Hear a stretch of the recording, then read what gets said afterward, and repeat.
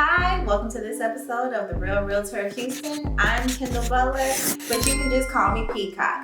And today we're going to be talking about not so much Houston related. We're going to talk about spring break shenanigans, and y'all get to go ahead and take a dive into the world with me and my kids, where we went to our what is becoming our second home, Tampa, Florida. So we went down there and had some fun. We got to check out, well, not on this trip, we didn't get to check out too many beaches because there's this thing called red tide. I don't want to tell too much. Stay tuned. So this trip set out. My daughter got out of school on whatever day she got out of school, and then we ended up getting on the road on Saturday. 14-hour hike, driving across country from Houston or from Rocheron, right past Pearland where we live at, to Tampa, where her sister and stepmom are at. Shout out Portia Hill, the realtor in Tampa, Florida.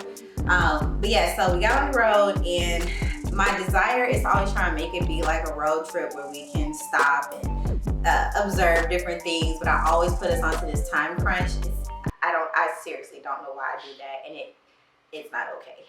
It's not okay. But anyway, we got on the road. We stopped at this seafood spot somewhere in Louisiana. When I tell you that crawfish was amazing, oh my God, I think I gotta look back at my statement to like see what the name of it was, but actually I took a picture.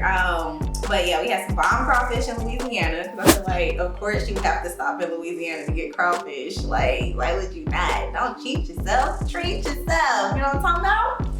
I got us all the way to Florida. We stopped in Panama City Beach, and that was where we kind of did our layover. And I want to say that took me about 11 hours. No, actually no. I think that took me about 9 hours to get to Panama City Beach. And then because we still had another 5 or 6 hours to go once we got on the road to start finishing going down. So we stopped in Panama City Beach and had to find a room, completely forgetting about the fact that it's spring break for everybody. So we had to find a hotel that even had room availability that fit into my budget. Okay, two very big things, you know, somewhere that wasn't too far off of the beaten, you know, the path that we were on. So found a hotel, and it gave us a front seat right there. You open your door and you're looking at the beach. So we got to wake up to Panama City Beach for 2 days.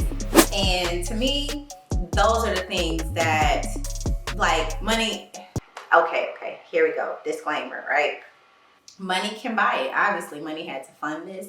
However, the memories that I'm able to make, or just those pictures in my mind of being able to wake up in an oceanfront property, like, these are things that I've said and over the years of what I desire, vacationing on an oceanfront property, waking up where I can see the ocean from my room. And I actually manifested that for me and my children for spring break, and I've done it multiple times in the past. So we found a hotel. We were able to go out. I don't know if any of you follow me on Instagram, Facebook, or whatever, but you saw the clips of us pulling Mello in the wagon and pulling it through the sand, and that's what I kind of call my workout. So in its own little way, that's low-key like my little cardio. We stayed in Panama City Beach. For one, Florida is not warm all year round like we would love to think that it is. I don't know why people think that they need to try to flock there from the north. Actually, no, wait, stop. I understand why people need to flock there from the north, because it makes perfect. It's not the same cold. It might be cold for Florida, but it's definitely not cold. So we were there. It was windy. It was rainy. It was cold. It was in the 50s. Like, we were trying to find food. We woke up that next morning, which I think was that Sunday morning. We woke up and went to the beach, and it was nice outside. It wasn't like super sunny, but the water was off limits because the tides or the waves were really, really hard. So we weren't able to go into the actual water, or you had people who were asked forgiveness, not permission, people like me that went ahead and jumped in anyway. And then of course I told my child, hey, look, if the walls come, I got nothing for you. You knew they gave you the warning. But she also, but we were like, we just gonna keep a watch out, you know, make sure no cops come in. So go have fun, baby. And then if you need to jump out of the water, come on and jump back on the shore real quick. I'll take the charge. She had a chance to go into the water and play around for a little bit. And I kid you not, we got probably a good 30 to 45 minutes of sunshine and actual like warm warm weather before these gray clouds came out of nowhere. And I remember seeing this group of chicks coming down. They cute. Everybody got on their vibrant color bathing suits and the sun hats and everything. And when I tell you that storm cloud came, and it wasn't too much longer after that, the rain decided to come down. I said, baby, I know what a storm cloud look like when I see one. So we went ahead and packed our things up so we can go ahead and find food before the rain decided to really show up. So we found our restaurant, got us something to eat, and we came back to the room, went to sleep. But we had us a nice time at Panama City Beach. Not gonna lie, I don't think that it's one that I'm gonna go back to, but it is conveniently located for my Navy people. Who yeah, go Navy beat Army. You also have Elgin Air Force Base that is down there as well. So from a military individuals who may be stationed down there, it could be a good option for you to go hang out because it is a very beautiful beach. I just don't know that I'm going to go out of my way to come to Panama City Beach. Onward with our trip, we finally get to Tampa Monday. I want to say we got there Monday evening. Kids got to take pictures. Me and Portia had a chance to chill, talk, you know, kind of decompress for a little bit from the drive. And they had a pool. It was a pool, but it was still cold outside. So spring break quickly went from, like, we were supposed to have went on a cruise. We were supposed to have spent the day at the beach. But because of red tide, we'll jump into that in a minute, we couldn't do it. So our plans just completely had to shift around, and we had to see when would it be warm enough to let them go out. Her brother, he has a boat, so we were able to go out on the water. So the trip turned around beautifully, it did, but we were not able to have the full Florida experience that I think most people think they're gonna have just because of the weather.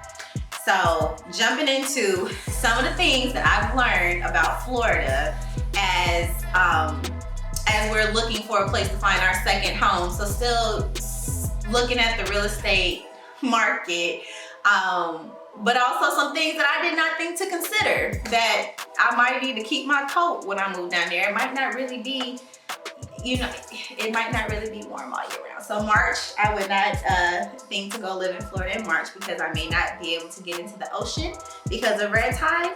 And I may not be able to get into the ocean or the pool because it's too cold outside. Muy frío. So the first place we went to was the Florida Aquarium, located in the Channel District. When I tell you it was beautiful down there, like if you could picture what you think Florida would look like minus the beach right there, like this would have been that. Like it was a perfect sunshiny day, palm trees everywhere. You had the big cruise boats that were right there. I had never been next to a cruise ship. I was in the Navy and had been next to plenty of ships, but never a cruise ship before. So that was my first time. That was pretty exciting to see. We got to see the aquarium, which was really nice. They had a splash pad outside for the kids. You could get some food to go sit out. It was a great time. So I highly recommend if you're in the Tampa area, or if you're gonna be in the Tampa area, maybe wanting to check out taking a cruise somewhere, you can go check out quite a few different things. And the Channel District area is not far from Ybor City, which is where we checked out White Lies nightclub. She took me to check out White Lies nightclub and had a great time there. The bouncer, Sunshine, shout out to Sunshine, the bouncer. I felt very safe and protected on my trip there. It was an amazing vibe, and Ybor City seems to be where the nightlife is at. You gotta have that main strip that's down there, that all the clubs, and it kind of gives you like a New Orleans or like a French Quarter kind of vibe. It gives you like a French Quarter kind of vibe with the way that the buildings are set up. So super cute in Ybor City, not far from the Channel District where you're catching your cruises to go on your nice vacations, all these other tropical wherever you want to go. Ybor City, Channel District, they're like right outside of, like, it's all Tampa, but these are just the little neighboring areas. So I mentioned red tide a couple of times and said that it was bane of my existence, the reason why we couldn't get into the ocean. And this is twice that we've come down to the Gulf side of Florida. The first time we came we came to Tampa and we got in the water. I don't remember there being anything with red tide, but then we had went down to Sarasota, which is about an hour and a half away. Well, Siesta Key, which is off of Sarasota. So you're just going further south on the same side as Tampa. And you're gonna run into Sarasota, and then you branch off and go to Siesta Key. So Siesta Key had really bad red tide, and there were actual dead fish. So Sarasota, about hour and a half away from Tampa. Siesta Key is like another maybe 15-minute, 20-minute drive off of, like, you're gonna be heading more, I can't explain it, but it's like a strand off of Sarasota. So we went down there and there were dead fish, they were washed up. It was disgusting, and Siesta Key is known for being one of the most beautiful beaches in the US. So to have seen it in its glory and then to come back and see the nastiness of red tide, it was like, oh my God. And then we had went jet skiing, so we didn't know but this was up in Tampa that we went jet skiing. I think we were at, I don't remember which one we were at, but we went jet skiing and the water wasn't blue. It was really like a nasty green, kind of brownish. It was a nasty green color. And I'm positive that we were swimming in red tide, jet skiing in it. And we fell off of the jet ski. So I'm positive that we took this in. And little did I know on that trip to Tampa, I think little Mello was already in there. So I'm throwing up thinking that it was red tide. And it probably was, I was pregnant, just didn't know it yet. But red tide. Let me give you a little bit of a lesson on where red tide is. So that way, if you are thinking of vacationing, this is something for you to kind of look out for. Red tide. Here we go, kids. So, red tide, why we couldn't get into the ocean again when we went down there this time. They are algal blooms. I'm gonna say algae just because that word makes me really feel like I don't know how to read. And people gonna pick on my South Carolina education school systems and I don't want them to do that. So they are blooms, and these blooms oftentimes turn the water a deep red color. And that is a key indicator of red tide or HAB, which are harmful algal blooms in the water. And some of these produce toxins that have harmful effects on people, fish, marine animals, and birds. Varying levels of eye and respiratory irritation for people, which could be more severe with those with pre-existing respiratory conditions like asthma. So if it is red tide, you probably don't even want to go down to the area if you know that it's going to be really high, just because it could affect you health-wise.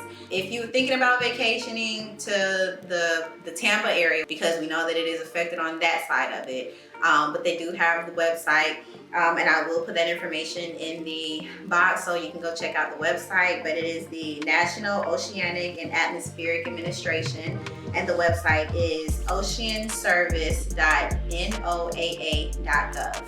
If you want more information on red tide and how to try to make plans around it if possible. I don't know how much they can see it in advance, but there you go. So we ended up staying. We were supposed to leave on Friday to come back because I knew I needed to give myself 2 days of drive time and maybe a little bit more, just because I know I just need to give myself a little bit more. But we thankfully stayed on Friday and we were able to go out on the lake or out onto the river. When I tell you, I was terrified and excited and like, oh my God, all at the same time. It was the most amazing experience that I have ever been on. I was terrified about going onto the boat because I don't do very well. Like, I get motion sickness very easily. I think most time that's why I drive, because if I'm a passenger, I'm gonna get like motion sickness and I'm gonna need to like pull over. I'm about to throw up. So I was scared for that reason, but with the boat going as fast as it was, like, you don't feel the waves, and if it is, it's like like you're hitting the water kind of like that. So it was fun. But her brother, he turned on Michael Jackson Thriller. Like, we was whipping that boat in the water. Like, it was so much fun. And then he took us to this private beach that I had a private beach experience. Me and my kids had a private beach experience for spring break. Like, oh my God. Like, I think the reason why I get so excited about this is because I seriously dreamed about this at one point, and the fact that I'm telling you about it happening, it's like, what can't God do is pretty much where I am with this. He took us out. We were able to drive past the homes that were on the river. Like, it was so pretty, and the part of town that we were in was Riverview. So Riverview, Florida, that was, I'm not saying that all the homes are on the river, but the part that we were in, that's what it was. So it definitely gave me another glimpse into just Florida living. And I definitely shout out again, Portia Hill, the realtor in Tampa, Florida. If you are in need of a real estate professional down there, she is a Navy veteran. She is my daughter's stepmother. So that's, you know, an even greater bonus to be able to keep it all in the family. But the fact that me and my daughter's stepmother, you know, we have a relationship. We work well together for the children. So shout out to her. Shout out to her brother, Robert Strickland.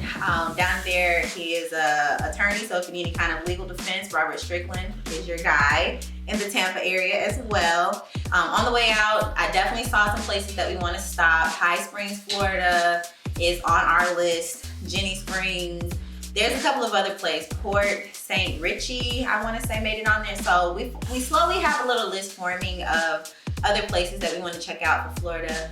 But just stay tuned, because it's gonna end up being, you know, the real realtor of the world. The international real realtor, who knows? That is it for today's episode. I know that it wasn't about Houston, it was about a completely different state, but I am worldwide. So if you have any real estate needs, they don't have to be in Texas.